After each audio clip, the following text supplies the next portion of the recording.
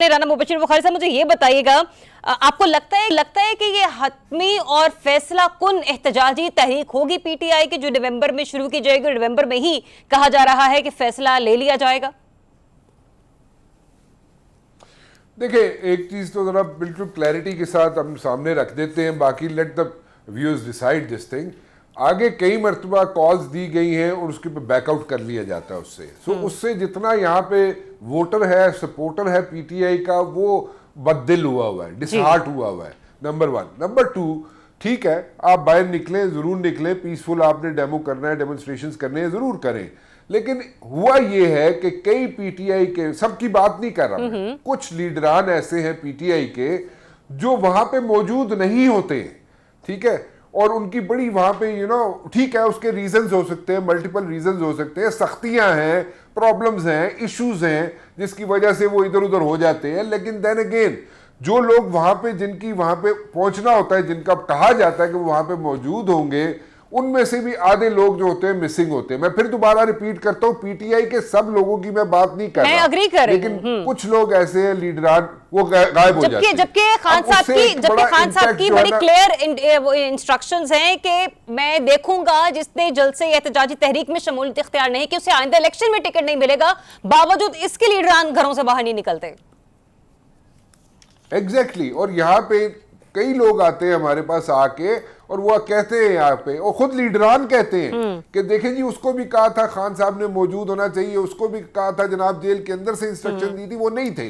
अच्छा चले, ये तो एक अपनी जगह होगी बात, लेकिन जो रिहाई की बात है ना, देखें उसमें एक, I can say this thing, मैं बड़े कोर्ट्स में केयरफुली वर्ड्स यूज करके मैं आपके साथ शेयर कर लेता हूँ। कुछ ममालिक के डिप्लोमेट्स जो हैं, कुछ ममालिक के डिप्लोमेट्स जो हैं, वो जरूर कह रहे हैं हुकूमत से कि जनाब आप इनको जेल में से, अडियाला जेल में से निकाल दें। अच्छा। अडियाला जेल में से निकाल के बेशक इनको जमान पार्क रख दें, नजरबंद कर दें, जनाब बनी गाला में शिफ्ट कर दें, लेकिन यहां से निकाल दें, उसको वहां पे डिटेन बेशक कर दें। लेकिन ये प्रेशर जो है, ये माउंट कितना होगा, कितना नहीं होगा, लेकिन ये जरूर मैं आपको कंफर्म कर सकता हूं कि इस किस्म की बातें उन्होंने कंसर्न्ड क्वार्टर्स को, गवर्नमेंट के अंदर जो मौजूद है लोग, उन तक कन्वे जरूर की है।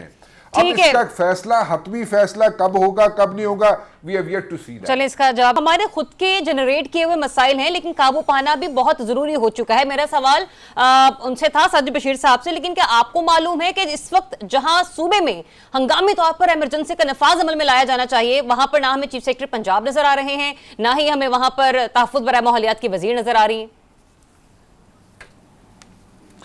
देखिए, बेसिकली रजी साहब से मैं पार्शली एग्री करता हूं, और मैं ये 3 प्रॉन स्ट्रेटजी जो है वो लेके चलनी पड़ेगी। ये दिन के हिसाब से, ये दिन टपाओ वाली जी गल होंदी है ना, कि दिन टपा लो, जो फेज आया है इसनू टपा लो, अगे देखांगे, वो नहीं चल सकता। वो things don't happen that way. States इस तरह रन नहीं होती। स्टेट बेसिकली रन ऐसे होती है कि 3 प्रॉन स्ट्रेटजी यहाँ पे इवॉल्व करनी पड़ती है, और वहां पे short term, mid term, long term strategy अगर आप इवॉल्व नहीं करेंगे तो कल को फिर ये काम शुरू हो जाएगा। फिर उस वक्त ये शुरू हो जाएगी जी, जनाब इतने गड्डियां फड़ लो, उन्होंने धुएं आ रहे ने, या स्कूल बंद कर दो, ठीक है।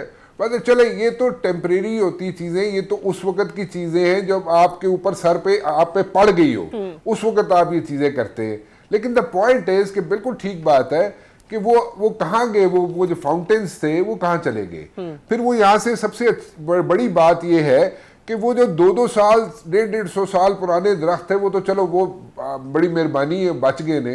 बाकी जो है वो क्या हमने नई प्लांटेशन वहां पे की? नहीं की, ठीक है। वहां पे बात दुरुस्त है कि अगर आप जहां पे rigorously, ruthlessly, I would say, it's a wrong word to use, but then again ruthlessly जब तक हम प्लांटेशन नहीं करेंगे, वो लॉन्ग टर्म स्ट्रेटजी जो है वो इवॉल्व नहीं होगी।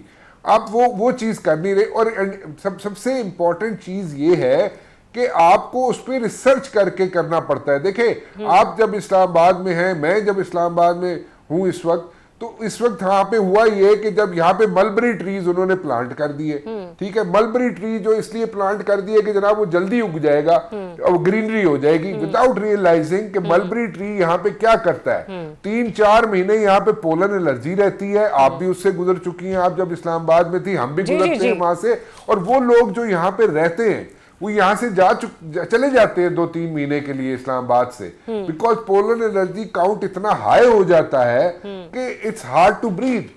सो इसी तरह अगर हम लाहौर की बात करें, उसको स्मोक से अगर अपने फ्री करना है, तो जब तक हम 3 प्रॉन स्ट्रेटजी नहीं इवॉल्व करेंगे, उस किस्म के दरख्त जो है वो नहीं लगाएंगे जो स्मोक को यहाँ पे नलीफाई करें या उसको कट डाउन करें या मेलो करें उन चीजों को, वो नहीं हो सकता। सो ये बात दुरुस्त है कि DHA 8 में जनाब अगर आप कह दें DHA 8 भी स्मोक है तो फैसलाबाद भी चले बॉर्डर के नाल लग गया, या फेज 3 में रहती हूँ, वहां पर भी जीना मुहाल हुआ है, वहां पर तामीराती काम भी रुका